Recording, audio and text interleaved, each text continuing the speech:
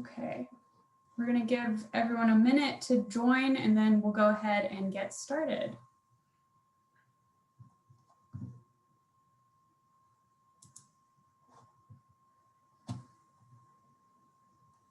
Okay, the live will take 1 second and I'm going to start recording after that.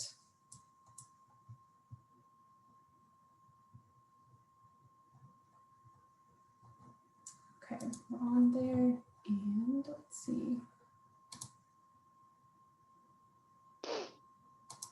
Okay.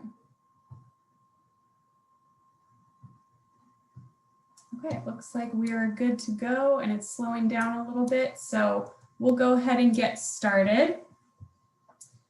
Hi everyone, and welcome to our first Schools Town Hall of 2021.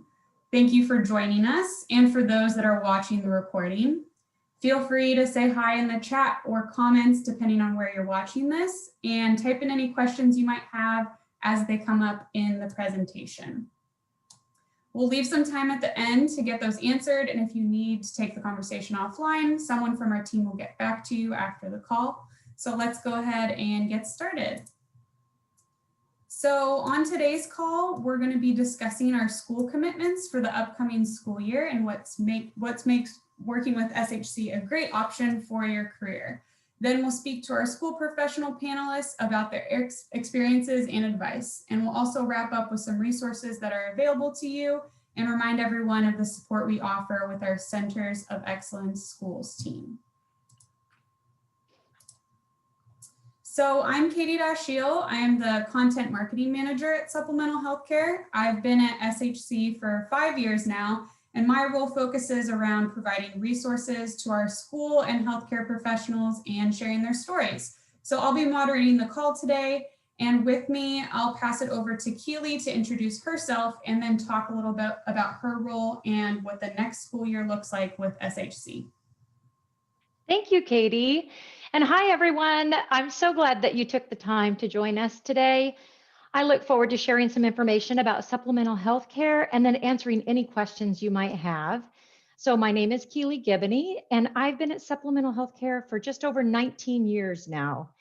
And my role 100% focuses on schools for the past several years, and that's school staffing, program development.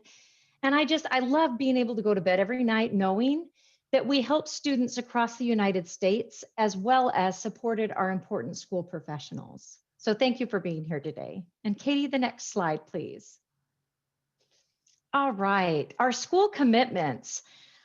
We've already started and they're well underway for next year. So our process at Supplemental Healthcare started in January. And our client-facing team members begin speaking with districts in that second semester just to find out staffing needs, budget needs, start to get some details. And then in March, we begin that My Heart Belongs to Supplemental Healthcare. So some of you are probably getting your commitment links to go ahead and commit to supplemental healthcare. And it's very important because we understand the continuity year over year is so helpful for goal outcomes, both for students and then also for teachers and school professionals, therapists and the like. The security of being able to tell your students or faculty members, hey, I'll be back, gives them that kind of confidence and comfort in uncertainty of the new school year. And then the connection and relationships that you've built with faculty members and family members is really fulfilling and a relief to know that you'll be back. Commitments are also very important so that we can make sure that if your position is not being extended at that particular district, it gives ample time for your staffing manager to be able to identify a school that matches your preferences. And then as far as wrap up for the end of the year, we've got a lot of schools out resources. Our school team works with each district to provide you with the expectations for wrapping up the end of the year. That should include the closeout procedures, confirming final days of work for students and you, and then coordinating any necessary materials that need to be returned. Your recruiter can help you find a summer school assignment or something in another medical setting if you're interested. And it also gives an opportunity to maintain your supplemental benefits like medical, dental, pet insurance over the course of the summertime, as well as identifying any kind of CEUs or professional development that you'd like to complete. Next slide. Thanks, Katie. At Supplemental Healthcare, we strive to be the best and rely on your feedback to improve our service and our communication. This is the way that we've continued to be recognized for the quality and maintain that best in staffing year over year. It's with your partnership.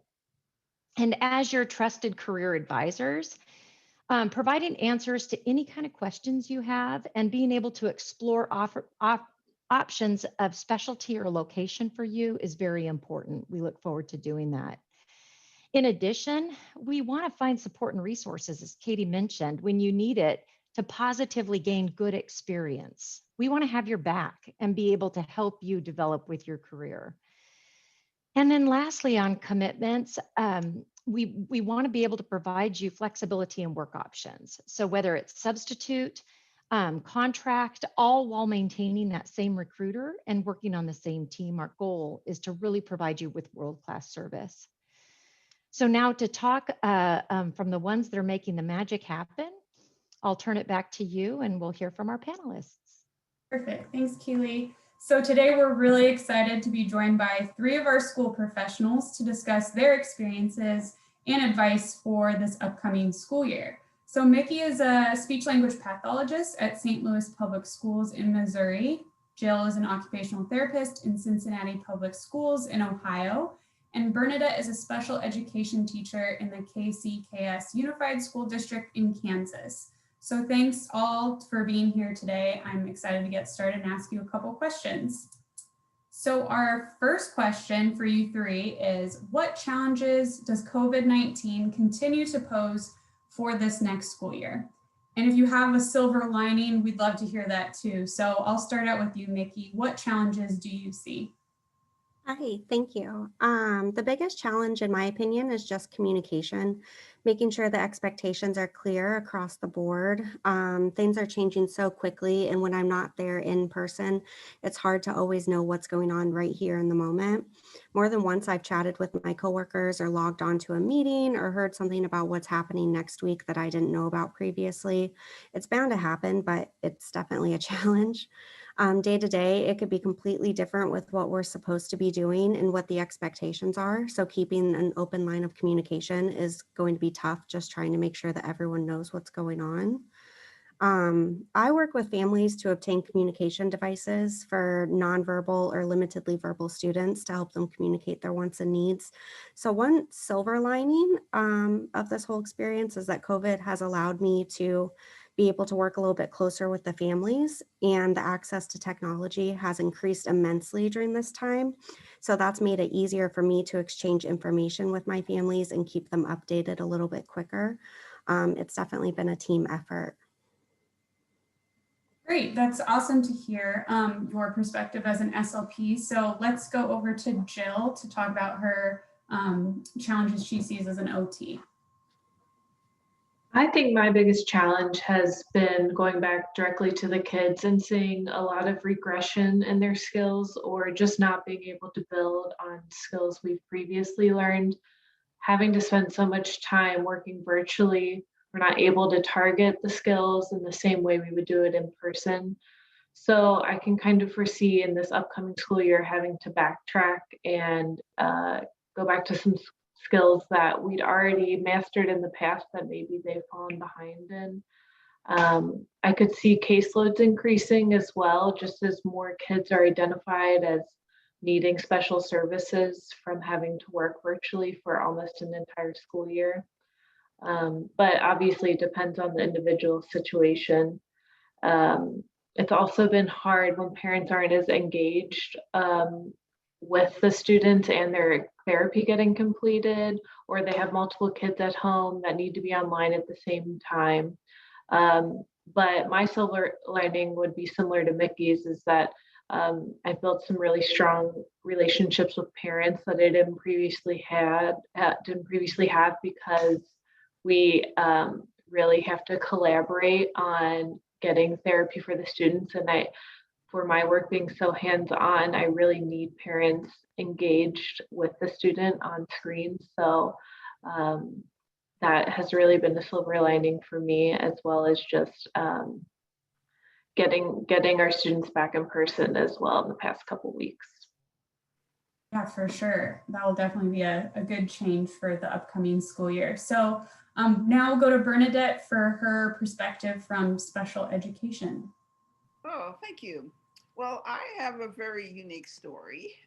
After 41 years of being in public education as a teacher and a principal, and then I retired after I've been retired for 9 years. But for the past 2 years, I'm back as a special education teacher at Sligo High School. And some of the challenges since COVID-19 are fairly universal among general education as well as special education.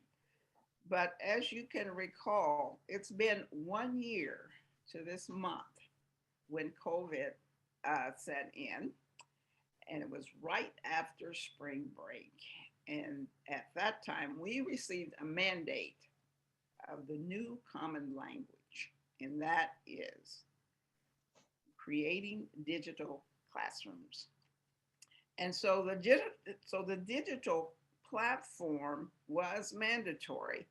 And we had Google Classroom, Bright Arrow, Canvas, Seesaw, Google Meet, and of course, Zoom. And then we had digital tools for all of our students: Kahoot, Jamboard, Screencast, Flipgrid, and then synchronously. That is the household term. And what that means is that we're live video in the teacher's classroom.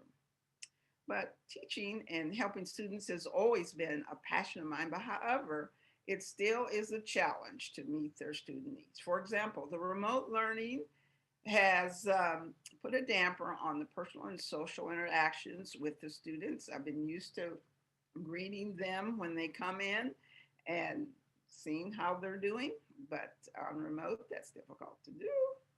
But the use of the digital resources were for active and interactive engagement and helping to build relationships, to create culture, classroom culture, and to monitor the learning in real-time feedback has not been the outcome that has been planned for.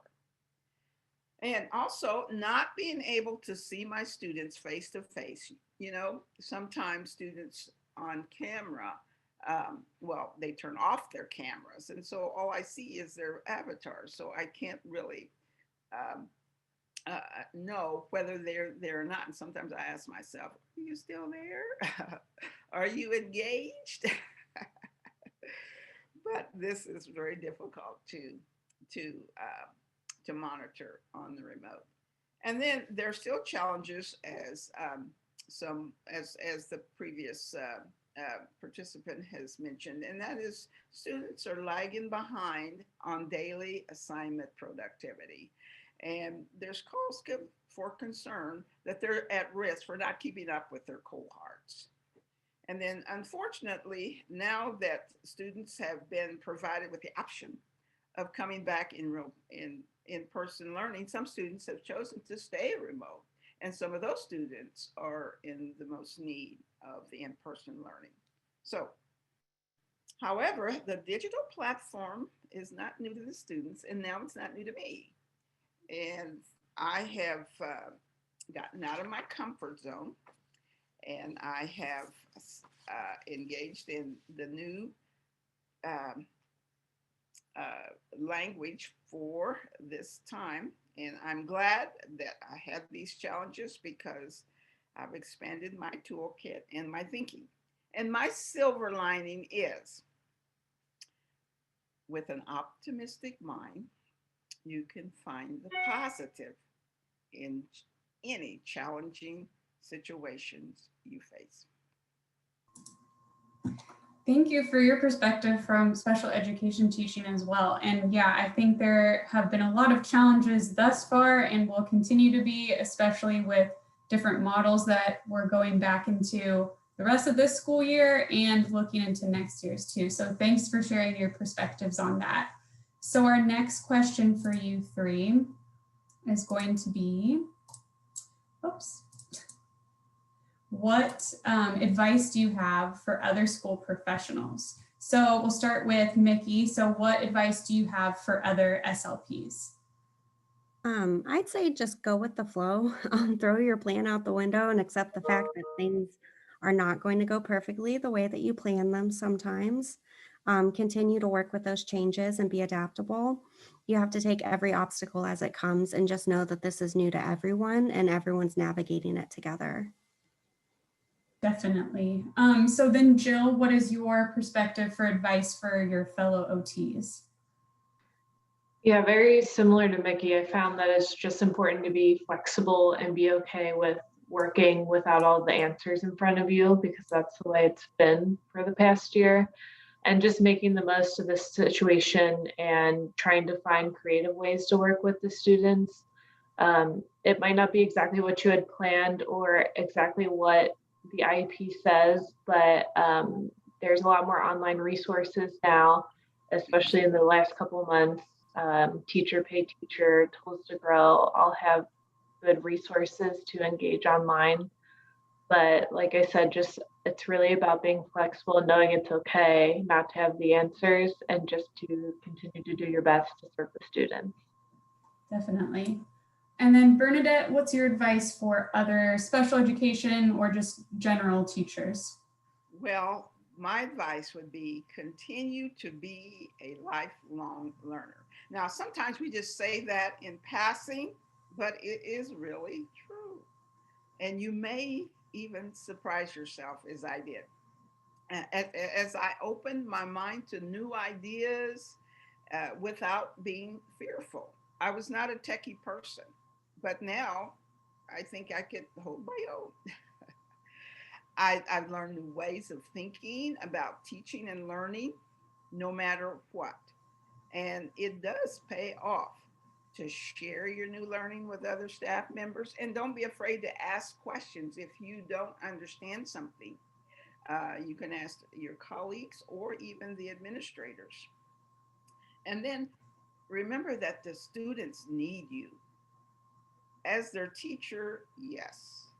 But remember the old adage that says, they really don't care how much you know until they know how much you care. And I found that to be very, very true.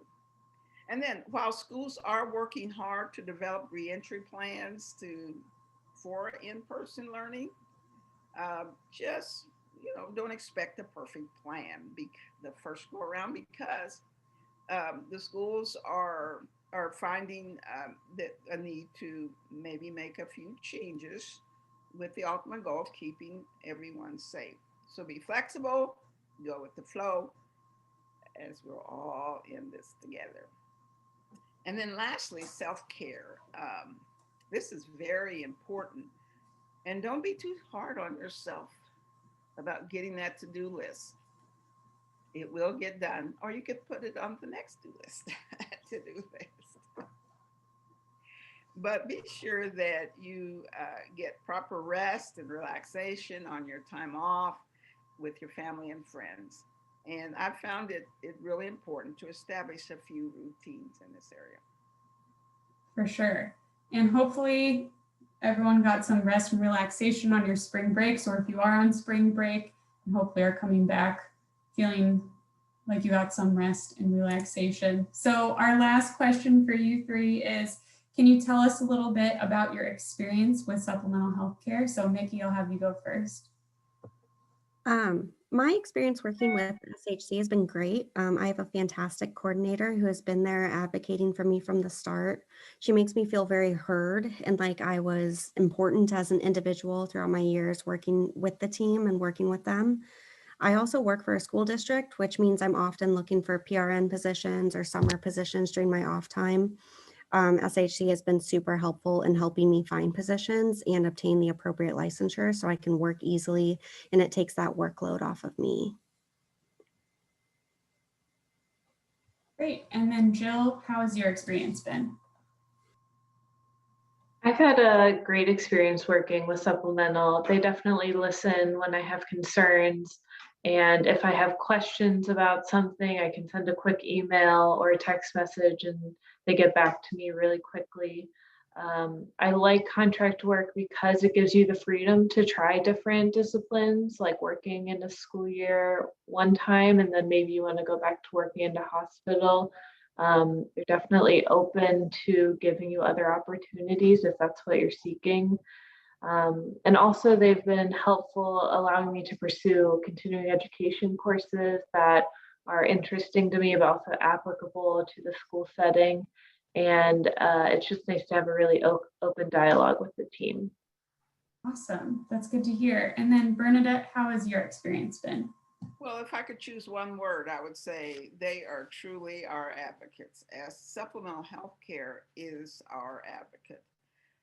When my recruiter called me, I was informed that there was a teaching position in Kansas City, Kansas, and in the school district that I'd already spent 20 years. And at the school, I was last assigned when I retired.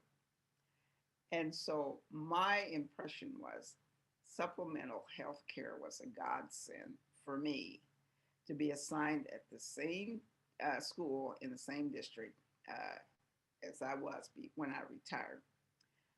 They made me feel that from the very, very beginning that they were my advocates. And there was never any doubt that supplemental health care wanted me to know that they were my advocates and they cared about me as a professional as well as a person.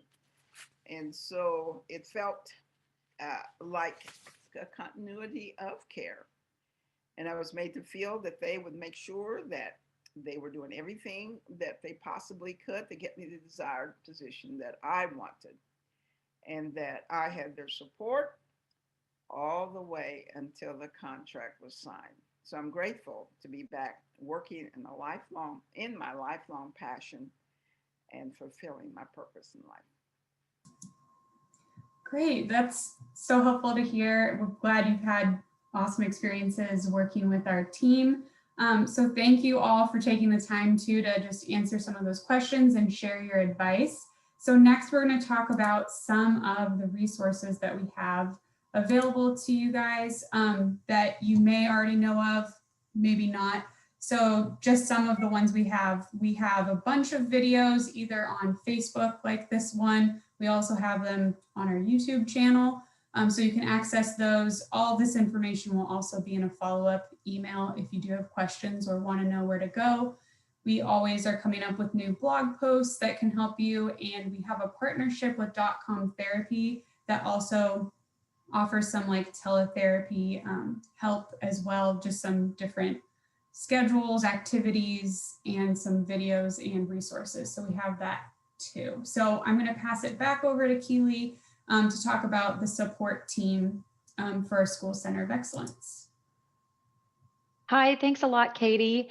And I absolutely love listening that Mikki and Jill and Bernadette sharing first and foremost, that the students need you, and that's why we're all here, right? And it is really worthwhile, purposeful work of what we do every day. So that just it thrills my heart to hear that. And this team is your supplemental support team across the country, and we are here to help you. We're here to be your advocates. Situations aren't always perfect. Stuff does come up, and we just want to be there to help you. So our leaders all have their contact information on this slide. And should you have any additional questions, Kat, Lainey, Andrea, myself would love to answer those as well. We've got very strong division managers in Dan, Joanna, and also Jim, and just amazing staffing managers as your career advisors. So we also want to talk about our supplemental health care referral program. And I think, Bernadette, you had mentioned that you had a referral of a nurse to supplemental. And Our goal is to build a team of like-minded professionals just like you. And our Share the Care program has ramped up based on the market demand and as on specific disciplines. So on January 27th, we doubled our referral program for $2,021 for referring any of these bulleted disciplines. And it can be cross-reference, cross-referral. A nurse can refer a teacher, vice versa. So any information that you need for that, let us know. But this is not stopping on March 10th. We enhanced the referral amount $5,000. And that's for speech language pathologists and CFs. And that was based on the need of the positions that we're talking and gaining from our clients. And then starting on Thursday, that $5,000 referral also goes to certified special education teachers and then school psychologists and psychological examiners. So our goal is to recognize you for any of the referrals and build a team of quality professionals just like you. Thank you, Kitty. Okay, so that kind of wraps up our presentation. If you do have any questions, go ahead and type them in the chat. I'm only getting comments right now, but just saying thank you for sharing your perspectives. We appreciate you. Thank you for really great advice and sharing your silver linings. So thank you to our panelists. Thanks, Keely, for joining as well. We will have the recording of this available both on Facebook and through Zoom. So we'll put that on our YouTube channel, as I said. If you do think of any questions after this, please reach out to schoolsolutions@shccares.com. And we will have a follow-up email as well with all of this information and this slide deck presentation. So be on the lookout for future calls and updates like this one. And I don't see any questions coming through, so I will give you guys a couple minutes back. And again, thank you so much for joining us, and everyone have a great evening. Thank you. Thank you. Thanks. Thank you.